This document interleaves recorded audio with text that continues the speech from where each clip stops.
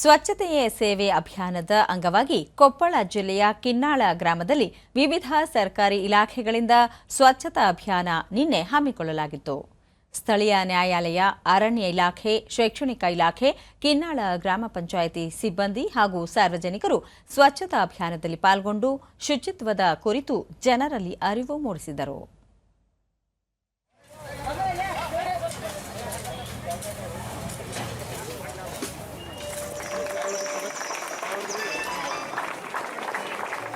ಆರೋಗ್ಯ ಇಲಾಖೆ, ಶಿಕ್ಷಣ ಮತ್ತು ನಾನು ವರ್ಷಕ್ಕೆ ಕೊಪ್ಪಳ ತಾಲೂಕು ಪಂಚಾಯಿತಿ ಮುಖ್ಯ ಕಾರ್ಯನಿರ್ವಹಣಾಧಿಕಾರಿ ವೀರಪ್ಪ ತೊಗಾಡಿ ಜಿಲ್ಲೆಯ ಎಲ್ಲ 38 ಗ್ರಾಮ ಪಂಚಾಯಿತಿಗಳಲ್ಲಿ ಸ್ವಚ್ಛತಾ ಅಭಿಯಾನವನ್ನು ಹಮ್ಮಿಕೊಳ್ಳಲಾಗಿದೆ. ಸಾರ್ವಜನಿಕ ಸ್ಥಳಗಳಲ್ಲಿ ಸ್ವಚ್ಛತೆಯ ಅರಿವು ಮೂಡಿಸಲಾಗುತ್ತಿದೆ ಎಂದರು.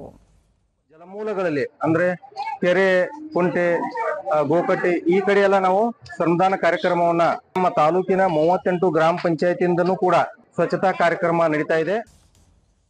ವಲಯ ಅರಣ್ಯಾಧಿಕಾರಿ ಗುರನಗೌಡ ಸ್ವಚ್ಛತೆಯೇ ಸೇವೆ ಅಭಿಯಾನದಲ್ಲಿ 500 ಸಸಿಗಳನ್ನು ನೆಡಲು ಯೋಜಿಸಲಾಗಿದೆ.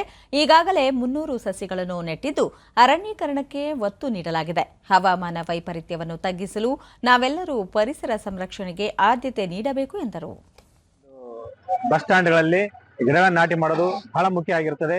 ಕಿನ್ನಾಳ ಗ್ರಾಮ ಅಂತಾರಾಷ್ಟ್ರೀಯ ಮಟ್ಟದಲ್ಲಿ ಹೆಸರನ್ನು ಪಡೆದಂತಹ ಒಂದು ಗ್ರಾಮ ಆಗಿದೆ.